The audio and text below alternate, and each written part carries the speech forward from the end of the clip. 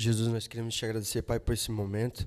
Te pedimos que o Teu Espírito possa nos ajudar a entender essas coisas, Pai, que o Senhor possa ministrar em cima de tudo que o Dani for falar pra gente. Nós te louvamos, Pai, em nome de Jesus. Amém. Ele vai distrair demais, cara. Quando alguma pessoa levanta e vai pra lá, eu já me atrapalho todo. Já. Então, gente, a gente vinha falando sobre o quê? Sobre a abertura da alma, né? E a relação entre a abertura da alma e a felicidade. E hoje eu vou trazer uma noção muito importante para vocês acerca... Pode atender, não tem problema. Pode atender lá fora, né? Vocês sempre podem interromper a aula a qualquer momento, gente, tá? Só não pode fazer alguma coisa enquanto eu estou explicando, que daí me atrapalha todo, tá?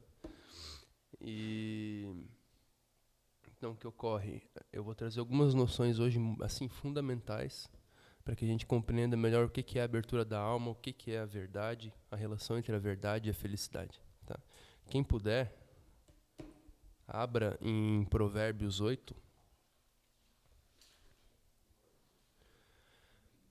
É importante que acompanhem, tá? Quem puder, abra. 8, o versículo 1. Isso, a partir do primeiro.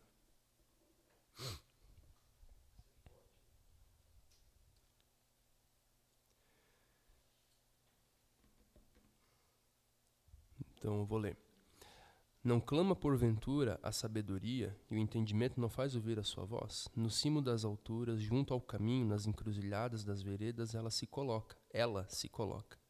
Junto às portas, à entrada da cidade, a entrada das portas está gritando. Percebam que Salomão aqui, ele vai atribuir à verdade diversas características humanas. É uma espécie de antropomorfização da verdade, como se ela fosse uma mulher. Tá? Provérbios 8. Provérbios 8.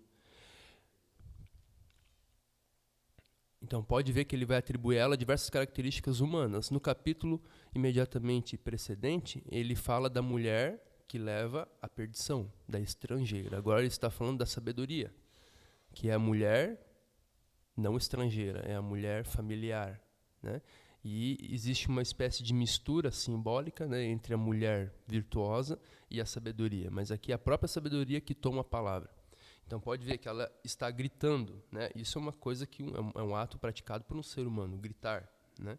Ela se coloca no caminho, no cimo das alturas, né? Ela clama. A minha voz se dirige aos filhos dos homens, né, no quarto. Entendei, ó simples, a prudência, e vós, nécios, entendei a sabedoria. Ouvi, pois falarei coisas excelentes, os meus lábios proferirão coisas retas. A sabedoria tem lábios. Porque a minha boca proclamará a verdade, os meus lábios abominam a impiedade. São justas todas as palavras da minha boca. Não há nelas nenhuma coisa torta nem perversa. Percebam que a sabedoria, ela é a fonte da pureza. Isso daqui, gente, pra gente pode parecer muito simples, mas a humanidade demorou alguns milênios para entender que a verdade ela não é separável, ela não é destacável da virtude. Os gregos, a partir de Sócrates, né, começou a ficar muito claro. Até Sócrates não existia filosofia propriamente dita. Por quê? Porque não estava 100% claro que para você alcançar a sabedoria não é necessário você investigar algo, mas é necessário você se tornar alguém. São necessárias algumas disposições interiores de virtude para que você conheça a verdade. Sócrates, o grande foco do trabalho de Sócrates, do exercício da filosofia dele, era o aluno, era a alma do aluno, a alma do seu discípulo, e não um conteúdo teórico. E o mundo moderno esqueceu disso totalmente, né? Hoje em dia se crê, né, todo mundo que estuda um pouco, Crê que a verdade é assim, é uma fórmula a qual nós vamos chegar. Uma fórmula numérica, né? Uma fórmula matemática, ou uma fórmula verbal, uma série de proposições articuladas, né?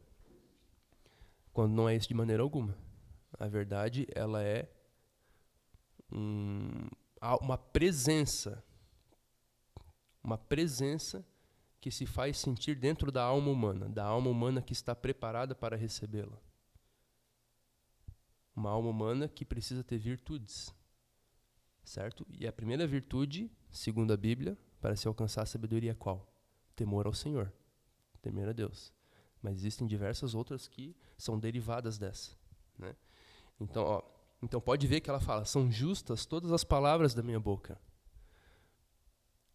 A sabedoria ela não é uma mera preposição, uma mera proposição exterior, externa, a qual você possa chegar através do seu intelecto puro, através do seu raciocínio. Você precisa se familiarizar com ela através da pureza. Compreendem? Por isso, entre outras coisas, que Jesus fala que o reino dos céus é dos pequeninos. Ele fala assim, se você não for puro como uma criança, de modo algum você vai entrar no reino dos céus. Por quê? O que é a criança? A criança ela tem abertura de alma plena para a verdade. Ela não resiste. Ela é mansa, né? O que é manso? Manso é alguém que é disposto ao toque. Alguém que pode ser guiado. Isso que é manso. Manso vem da raiz de mão, em latim, né? É alguém que não se arma quando você manda, entendeu? Então, mandar em latim, né, é você dar mão, é você apontar algo, né? Isso significa mandar, né? E a criança, o manso é a pessoa que quando você manda alguma coisa, você aponta algo para ela, ela não te morde, ela não morde o teu dedo, entendeu? A pessoa soberba ela é o contrário, você aponta algo para ela, ela morde o seu dedo, né? Uma pessoa assim jamais vai chegar à verdade. É isso que Cristo queria dizer, quando ele falava que se você não for como uma criança, de modo algum você vai entrar no reino dos céus. Porque você não terá abertura de alma. Então a primeira característica para você entrar no reino dos céus, para você adquirir a verdade e alcançar a sabedoria, é a abertura de alma. Tal como de uma criança. E é sobre isso que a gente está falando nas aulas aqui, a abertura de alma. Não trouxe na última aula diversos empecilhos, diversos hábitos e vícios da nossa alma, do nosso entendimento, do nosso intelecto, que obstam a abertura da alma. Lembra os vieses? Aqueles diversos vieses. Então, todos eles são obstáculos, né? E a alma da criança, ela é, claro que a criança, tal como ela existe no pecado, ela é concebida no pecado também. Claro que ela não é perfeita, mas comparada a um adulto, ela é um ótimo símbolo disso, né? Ela é sumamente pura. A criança tem aqueles vícios que a gente trouxe aqui, ela tem muito pouco deles. Geralmente isso fascina os adultos, né? Toda a espontaneidade que as crianças têm no trato uma das outras, que não tem nenhuma espécie de preconceito social, preconceito de qualquer espécie. Os adultos, às vezes eles têm uma ideia na cabeça e eles vão julgar a outra pessoa baseado na ideia que eles têm na sua própria cabeça. Eu não gosto, sei lá, naquela rixa que tem lá no Reino Unido, né, entre católicos e protestantes, né? Os irlandeses e os ingleses, né? Pode chegar um irlandês lá na Inglaterra, assim, salvar a vida do cara, entendeu? O inglês não vai gostar dele de jeito nenhum. Por quê? Porque o outro cara representa uma ideia a qual ele se opõe. Percebam como isso está obstaculizando a pessoa de enxergar a verdade. A alma da criança ela é pura, ela não tem esses preconceitos. Ela não tem esse lodo dentro dela de ideias. Certo? Ela é pura. Tá? Então vamos continuar. Todas são retas para quem as entende. Né? São justas todas as palavras da minha boca. Não há nelas nenhuma coisa torta nem perversa. Então ela é pura. A sabedoria ela é pura. Todas são retas, todas as palavras da minha boca são retas para quem as entende e justas para as que acham o entendimento, o conhecimento. Aceitai o meu ensino e não a prata, e o conhecimento antes do que o ouro escolhido, porque melhor é a sabedoria do que joias, e de tudo que se deseja nada se pode comparar a ela. Eu, a sabedoria, habito com a prudência e disponho de conhecimentos e de conselhos. O temor do Senhor consiste em aborrecer o mal, a soberba, a arrogância, o mau caminho e a boca perversa. Eu os aborreço. Meu é o conselho e a verdadeira sabedoria. Eu sou o entendimento, minha é a fortaleza. Fortaleza. Outra virtude, tá vendo? Tem um monte. A sabedoria, ela habita. Ela fala, eu habito com essas virtudes. Não tem como você chegar a mim sem essas virtudes. E essa é a grande sacada de Sócrates. Vocês percebam como Sócrates tinha alguma coisa nele, entendeu? O Espírito Santo falou com ele, não tenho dúvida. Ele teve alguma revelação. Não sei se o Espírito Santo falou, mas ele teve alguma revelação, sem dúvida. Entendeu? Isso daqui que Salomão está falando, Sócrates entendeu. Cara, não tem como você chegar à verdade sem uma longa prática da virtude. Porque a verdade, ela é uma pessoa, como está aqui em Provérbios. Essa é a grande revelação. Depois, ali, sei lá quantos 1000 anos depois de Salomão, né? Acho que não deu 1000 anos, né, Diogo? Depois de Salomão que veio Cristo, né? Salomão acho que é 800. Enfim, alguns séculos depois de Salomão se revelou a sabedoria encarnada, Jesus Cristo. Mas antes, Salomão só podia entrever, e ele entreviu, através de uma revelação, ele entreviu que a sabedoria era uma pessoa. Ele a coloca no corpo de uma mulher, né? Mas, enfim, é uma pessoa, em todo caso.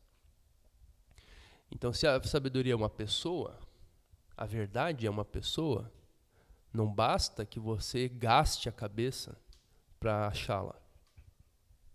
Basta você quebrar a cabeça. Aquilo que fazem os físicos, os filósofos modernos, ficam investigando, teorizando. Então, 8 séculos, né? Então,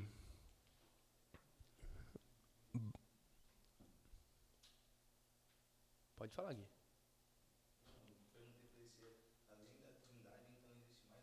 Não, de jeito nenhum. Esse daqui, Salomão, ele entreviu que a verdade era uma pessoa.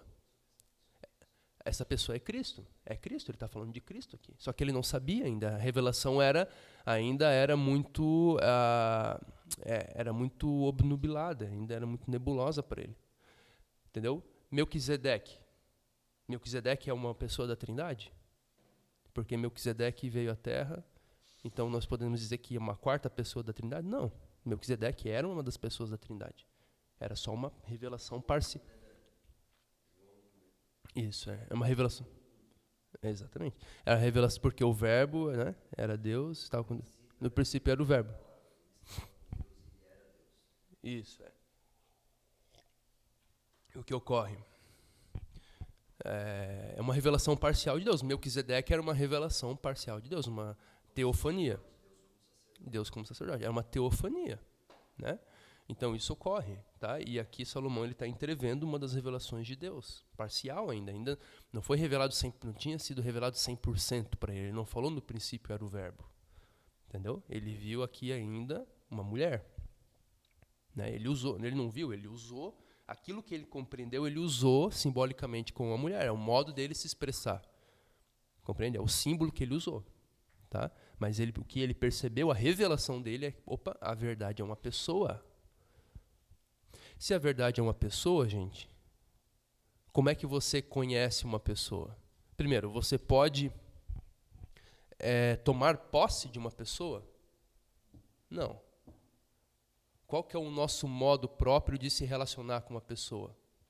Qual é a relação nossa com uma pessoa? É uma relação de amor e confiança e convívio. Convívio. Compreende? Então, a verdade que os cientistas e os filósofos modernos buscam, eles jamais vão encontrar. Compreende? Porque a alma deles não está disposta para se relacionar com a verdade. E isso Sócrates já sabia. Entendeu? Isso daqui não é revelação da casa de oração apostólica ou do Daniel. Sócrates já sabia, Salomão já sabia. Entenderam? Então, não cumpre a nós ficar gastando a cabeça para achar a verdade. De maneira alguma, nós temos que aprender a nos relacionar com essa pessoa que é a verdade, que nós sabemos que é Cristo, que é o Verbo. Né? Então, mas é muito interessante a gente estender um pouco a metáfora de o símbolo. Não encontra, não vai. Exatamente. Então, Sócrates já sabia disso, entendeu? Sócrates não tinha doutrina. As pessoas ficavam assim, chegavam alguns interlocutores, né? Ficavam questionando, pô, mas tu não pensa nada, então? E Sócrates sempre, ele era meio, entre aspas, esquivo. Parecia meio esquivo, porque ele não tinha opinião sobre nada. Entendeu? O que interessava a ele era a alma do discípulo dele. A alma ser purificada das mentiras. Exatamente. Exatamente. A tua alma tem que ser purificada da mentira, a primeira coisa. Purificada das trevas. Entenderam? Nós, através da revelação bíblica, nós sabemos que a mentira, a ignorância, está profundamente ligada com o pecado. Não tem como separar as duas coisas. Então, se você quer descobrir a verdade, trata de endireitar a tua vida. Trata de honrar os teus pais. E assim por diante. Compreendem? Isso é muito estreitamente ligado, gente. Para mim, que sou um cara que sempre gostou de estudar, sempre foi muito fácil eu pensar que a verdade bastava ficar comendo os livros que eu ia chegar a ela. Eu até poderia chegar a uma fórmula verbal, mas isso de maneira alguma significaria que eu estaria me relacionando com ela e que ela transformaria a minha vida. Sabe qual que é a diferença entre uma pessoa que se relaciona com a verdade e uma pessoa que sabe uma teoria? Imagine uma pessoa... eu vou escrever aqui embaixo. Não, vamos pegar um exemplo. João 3,16, né? Deus amou muito de tal maneira, né? Que deu seu Filho unigênito para que todo aquele que nele crer não pereça, mas tenha vida eterna, certo? Imagine que uma pessoa a gente conhece tantos e tantos e tantos pastores, até falei ontem lá no jantar, né? Que até como é que é? O Pablo Vittar sabe disso, né? Todo mundo conhece esse versículo. Agora, pessoas meramente conhecer, olha bem, gente, a diferença entre você conhecer uma fórmula final e acabada, a expressão verbal da verdade e você ter relacionamento profundo com ela. Imagine, né, sei lá, vamos pegar um exemplo, eu não estou querendo falar mal dessa pessoa, tá? Mas vamos pegar um exemplo, o Pablo Vittar, né? Um artista qualquer, artista qualquer, né? Porque isso é um versículo que rola muito fácil na boca de todo mundo, João 3,16, né?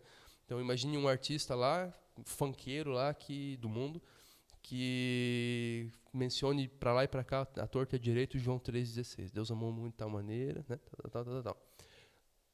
E agora imagine uma pessoa que conheça isso, tá? Mas está o tempo todo jejuando, vivendo conforme a palavra, sendo transformado pela obediência, cumprindo todos os princípios bíblicos.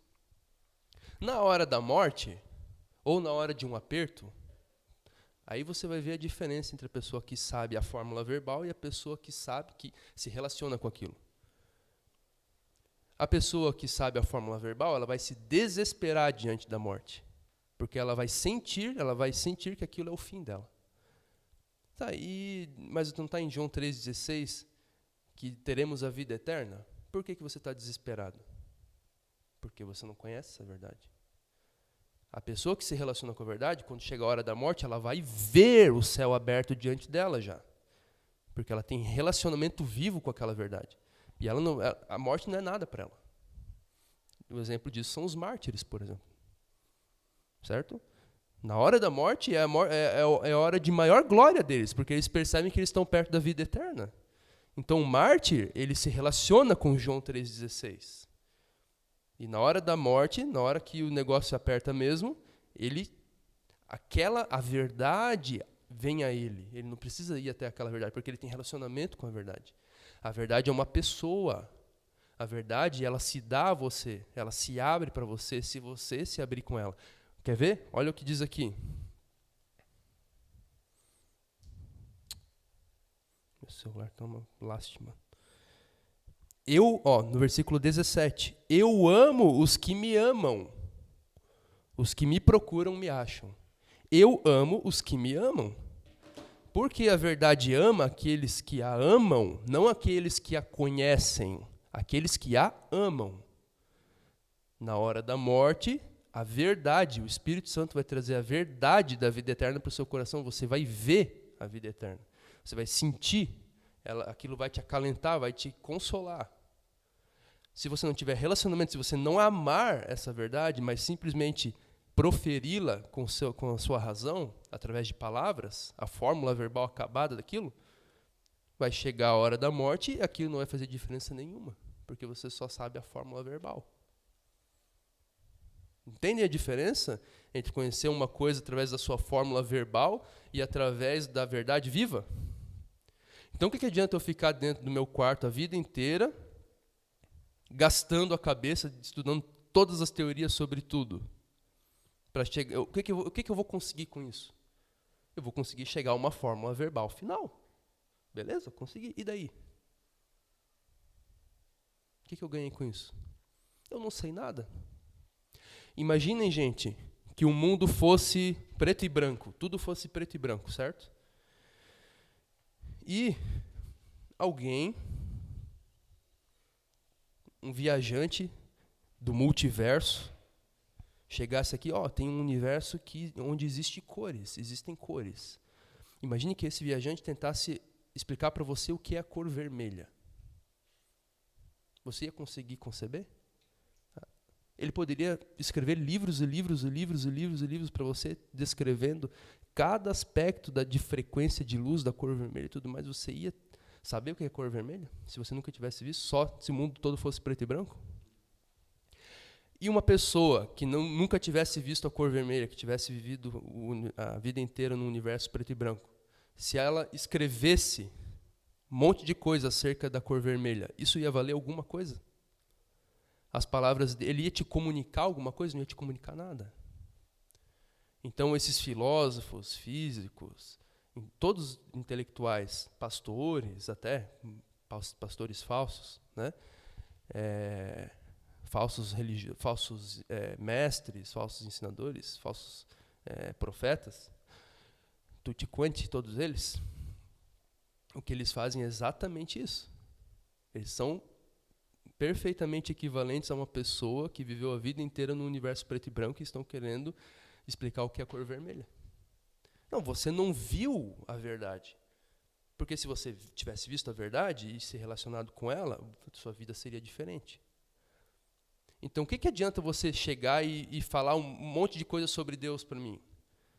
A pessoa pode chegar e falar, o Senhor Jesus vai te salvar, o Senhor Jesus é maravilhoso, glória e honra ao Senhor Jesus. O que ele está falando não vale nada, gente.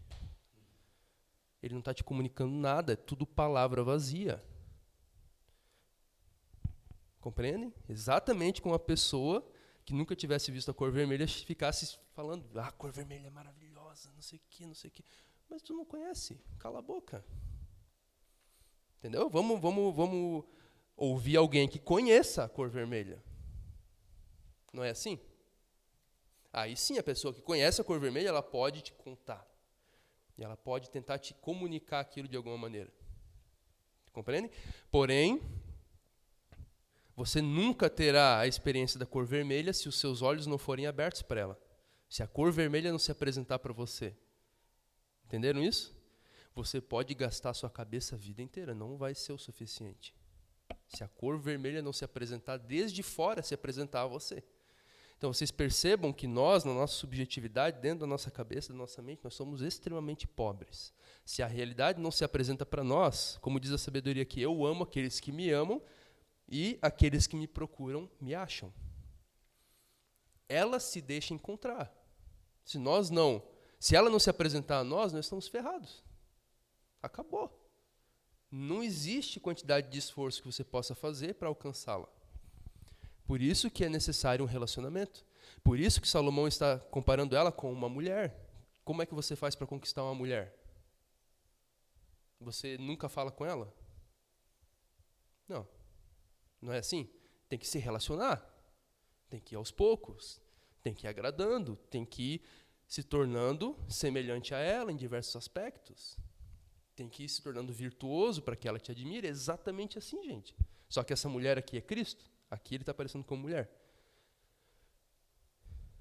Compreende isso? Eu acho interessante que o verso 13 e 14 de Jeremias veio 300 anos depois de Salomão, né? 300 anos aproximadamente depois de Salomão. Jeremias veio 300 anos depois de Salomão, aproximadamente. E no verso 13 do capítulo 29, ele diz assim, ó: vocês me procurarão e me acharão quando me procurarem de todo o coração. Agora é interessante o verso 14, que o Senhor fala assim, ó: eu me deixarei ser encontrado por vocês. Porque senão não teria como terem acesso. Se Deus não se deixar ser encontrado, se a verdade, se a sabedoria, se a cor vermelha, no nosso exemplo aqui, não se deixar ser encontrada, você nunca vai encontrá-la. Então você tem que atrair a verdade para perto de você, através da sua virtude, através da obediência, através da humildade, através de você derrubar sistematicamente todos aqueles vieses que eu trouxe na última aula.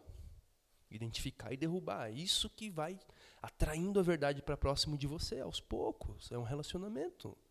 Você se torna íntimo de uma pessoa em um ano? Não. Demora muitos anos. Eu sou íntimo do Diogo, a gente convive há mais de uma década. As coisas acontecem aos poucos, é assim que acontece com a verdade. Tá? E agora, qual que é a relação de tudo isso com o que a gente vinha vendo? Primeiro, a abertura da alma da qual eu falava, tá? Ela é a mesma coisa que essa abertura para o relacionamento com a verdade. Aquela abertura da alma da qual eu falava é esse relacionamento com a verdade. E para você se relacionar com a sabedoria e com a verdade, você precisa deixar os teus preconceitos, as tuas opiniões, a tua zona de conforto, aquilo que você acha que é certo, os seus traumas. Às vezes você tem trauma com o pastor ou com não sei quem, entendeu? Você tem que deixar tudo isso. Você tem que se jogar de cabeça mesmo. Ah, agora eu vou, ou eu racho a cabeça, ou eu vou ser feliz. Compreendem? Então, para qualquer relacionamento, gente, qualquer relacionamento, é ou não é assim? Qualquer relacionamento amoroso, de amizade, você tem que romper os seus limites. É dolorido. Você tem que se remodelar interiormente. Não é assim? Então, é exatamente isso. Outro aspecto da abertura da alma, eu falei já alguns, né? Outro aspecto da abertura da alma, relacionar-se com a verdade como se você se relacionasse com uma pessoa de verdade. E outra coisa que é importantíssima é você... Por quê? Porque você não vai ver... Aqui Salomão tomou... ele antropomorfizou a sabedoria, né? A condensou na imagem de uma mulher. E essa mulher, onde é que está? Para eu falar com ela. Onde é que está Jesus? Onde é que está o Verbo Divino? Para você se relacionar com ele. Não é difícil se relacionar com alguém que você não vê? É difícil. Aí a gente tem que ir lá em 1 João. Se você não ama o seu irmão a quem você vê, como é que você vai amar a Deus a quem você não vê? Se você não se relaciona com o seu irmão a quem você vê, você não vai se relacionar com a verdade a quem você não vê. Se você não obedecer às figuras de autoridade na sua vida, você não vai obedecer à verdade, pode esquecer. Isso os monges budistas, os hindus, eles já entenderam há milênios já. Isso eles entendem. Né? Em toda disciplina espiritual existe a obediência como disciplina. Sempre houve. Inclusive, na época em que eu estava católico, que eu ia para o mosteiro, né? Eu ia fazer um voto de obediência para o abade. Um voto de obediência para a vida inteira. Pode parecer terrível, mas não, é para a vida, exatamente, é para a vida inteira. Então, claro que pode parecer aterrorizante, né? Porém, o princípio é correto da obediência. Eles enxergaram isso. Daí qualquer monge budista pode te falar também. Eles juram obediência até a morte e cega ao seu superior. Né? Então, mas é esse princípio que está lá em 1 João. Se você não obedece às figuras de autoridade da sua vida, a quem você não vê, a quem você vê, você não vai obedecer a Deus. Se você não se relacionar com seus irmãos, você não vai se relacionar com a verdade de maneira alguma. Se você não aceitar, se você não acolher, não aceitar, né? A gente não precisa aceitar todas as palavras que as pessoas falam para nós, mas nós temos que absorvê-las. E depois de muito depurar dentro de nós aquilo, a gente pode ter alguma conclusão. Mas se você não estiver aberto às palavras que as pessoas falam a você, você não vai estar aberto ao que Deus está falando para você. Se você é uma pessoa teimosa, entendeu? Se alguém te falar qualquer coisa e você, não, eu vou fazer assim mesmo. O Espírito Santo não fala com você. Pode esquecer. Se você falar, o Espírito Santo falou tal coisa comigo, você está mentindo. Não falou porcaria nenhuma. Ele pode até falar, mas eu creio que não acontece isso com a pessoa aqui, porque Deus resiste ao soberbo, não é? Compreendem? Deus não resiste ao pecador, Deus não resiste ao assassino, Deus não resiste ao ladrão, Deus não resiste à prostituta, mas ao soberbo ele resiste. Não é interessante isso? É o pior, o soberbo ele é o pior. No inferno ele vai estar assim, lá no último do inferno, ele vai estar junto com Satanás, porque Satanás é a soberba, é o exemplo maior da soberba, da rebelião, da rebeldia. Né? Então, se você é soberbo, você vai estar abaixo das prostitutas, abaixo dos assassinos, abaixo dos pedófilos, você vai estar abaixo dos estupradores, você vai estar lá abaixo, lá, pior do que eles, junto com Satanás. Então, Deus resiste ao soberbo. Né? Então, é esse princípio. Se você não se relacionar com a figura sensível, humana, certo? Você não vai se relacionar com o Espírito de Deus. Entenderam esse princípio? É simples, né? E o que tudo isso tem a ver com a verdade, com a felicidade? Né? Eu estou falando da abertura da alma, né? Na sequência de aulas a gente está falando sobre a abertura da alma e da importância que ela tem para a felicidade. Por que isso é importante para a felicidade, gente?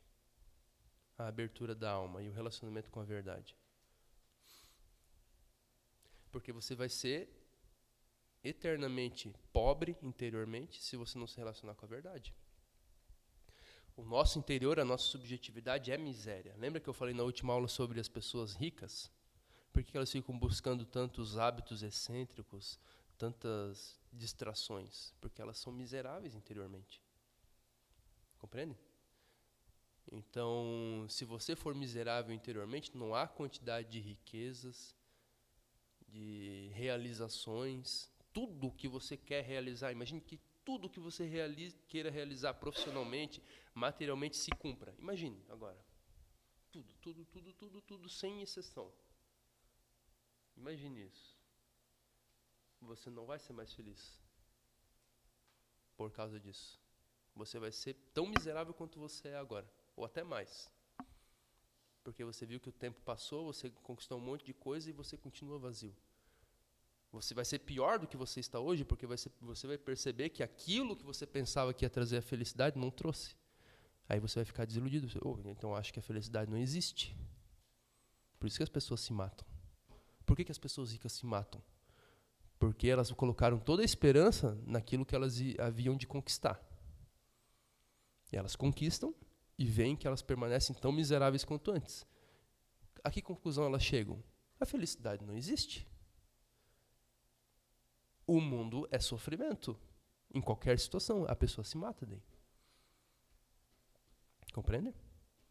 Então não precisa dar todo esse giro para descobrir que as coisas não trazem felicidade, entendeu? Já começa desde já a se relacionar com a verdade, a buscar a riqueza interior. Com a riqueza interior de alma, de espírito, o pouco, o básico, você tendo o básico materialmente, você vai viver no céu com o básico. Entenderam? Então, e essa abertura de alma, ela é uma das condições para que você adquira abertura de alma e o relacionamento com a verdade são duas condições fundamentais para que você adquira a riqueza interior que vai te fazer feliz. Eu coloquei ali, toda a nossa miséria e infelicidade estão na nossa subjetividade. Subjetividade, estou querendo dizer ali embaixo, subjetividade é a alma. Tá? A subjetividade ela é contraposta, ela é o antônimo, ela é a contraparte da objetividade. O que é subjetivo é aquilo que está no nosso pensamento, dentro de nós. O que é objetivo é aquilo que está fora. Tá? Então, é sujeito e objeto. Subjetividade é o sujeito, objetividade é o objeto. Tá? Então, a subjetividade é a alma e a objetividade é o ser. E eu estou falando que toda miséria e infelicidade estão na subjetividade, estão na nossa alma. A nossa infelicidade está dentro de nós, não está fora, não está nas circunstâncias. Vocês já perceberam? Prestem muita atenção, gente. Isso é um fato muito, muito, muito fundamental da vida humana. Vocês nunca teve experiência de estar um dia, imagina, um dia ensolarado, lindo. Esses dias de inverno aqui em Blumenau são lindos, né? O clima fica seco, há bastante vento, o sol brilha glorioso no céu, a noite é muito linda, a lua é sempre muito brilhante, né? E resplandecente. Você nunca teve a experiência de num dia belíssimo desse você estar assim numa miséria total, com dor de cabeça, gripado, todo ferrado, sem saber o que fazer, tem que fazer não sei o que mais, tô desempregado, eu tenho que qualquer coisa, estragou o carro, qualquer porcaria assim. Você já teve essa experiência? E você olha, você nunca sentiu uma espécie de ironia nisso? Você olha o cenário da natureza assim, tá uma glória total. E quando você olha para você mesmo, você está numa miséria total. Você olha para dentro da sua alma, é um esgoto. É tipo aqueles lixão assim de São Paulo, tá ligado? Vocês nunca perceberam esse contraste, essa ironia? Meu Deus do céu, cara, o mundo é glorioso. Por que eu não estou fazendo parte dessa harmonia? Por que tudo está dentro dessa harmonia gloriosa? Parece que tudo está cantando e eu estou aqui todo ferrado, afundado na miséria e no desgosto, na infelicidade. Por quê? Porque a miséria está dentro de você. O ser está falando para você, eu sou glória, eu sou felicidade, eu sou luz, eu quero te trazer para mim. Perceberam a diferença entre o ser, a objetividade e a alma? Entre o ser e a nossa alma? Toda a miséria está dentro de nós. Olha para o céu, cara, vai ali fora, olha para o céu, olha para o sol, olha para o vento, olha para as árvores, olha a vastidão do mundo. E vê se ele não está te chamando à felicidade, ele não está falando, ele está gritando, como diz a sabedoria aqui, como diz Salomão aqui, a sabedoria clama pelas ruas, ela clama em tudo, como diz Davi também, os céus proclamam a glória de Deus. O tempo todo a criação, o ambiente, a paisagem, a natureza está chamando a gente para fazer parte dessa glória, dessa sinfonia. E nós estamos em desarmonia, a gente é uma corda quebrada, a gente é uma corda arrebentada num violão. Por que a gente não faz parte dessa harmonia? Porque o problema está em nós. Porque a gente não se relaciona com a verdade, porque a gente fica fechado nos nossos próprios preconceitos, nos nossos próprios vieses. Porque quando o pastor fala alguma coisa, a gente acha ruim. Né? Ou porque, não só o pastor, qualquer figura de autoridade, ou qualquer irmão, o irmão vem falar comigo, eu não estou nem aí para aquilo que ele fala. Eu finjo que eu estou aí, mas não estou nem aí. Por isso que a gente está miserável. Então, percebam isso, que isso fique bem claro para vocês. Esse contraste é irônico, é um negócio que me deixa perplexo, sempre me deixou perplexo. Por que eu estou todo ferrado aqui, enquanto o mundo está em glória? Eu sempre fiquei perplexo com isso. Aí um dia eu percebi, cara, eu estou assim porque eu sou ruim. Eu mereço estar assim. Entendeu? Eu sou ruim, cara. Meu Deus do céu, eu sou teimoso, eu sou desobediente, eu sou impulsivo, eu não busco a verdade, eu sou frio, eu sou desamoroso, eu sou odiento com as pessoas, entendeu? Eu mereço estar aqui ferrado. Entendeu? É o pecado, né? É o pecado isso. Então, mas como é que eu faço para entrar nessa harmonia gloriosa da criação. Eu ainda não alcancei isso plenamente, mas eu tenho percebido, eu tenho avançado através da obediência, através do relacionamento com a verdade. O mundo está ficando... esse contraste entre o mundo exterior, entre a glória do ser e a minha miséria interior, está cada vez menor, está diminuindo, entendeu? Por quê? Porque eu estou me aproximando da verdade, eu estou me relacionando com ela. E que também outra coisa que vocês saiam aqui dessa aula com uma noção muito clara, é que uma verdade que você saiba intelectualmente, racionalmente, você saiba dizê-la, não te serve de nada, se você não se relacionar com ela. Aquele exemplo que eu dei do mártir, né? Da pessoa na hora da morte, você vai ver que você não sabe de nada. Ficou claro? Então vamos fazer uma pausa de uns 10 minutos e a gente volta para fazer aula de inglês, tá bom?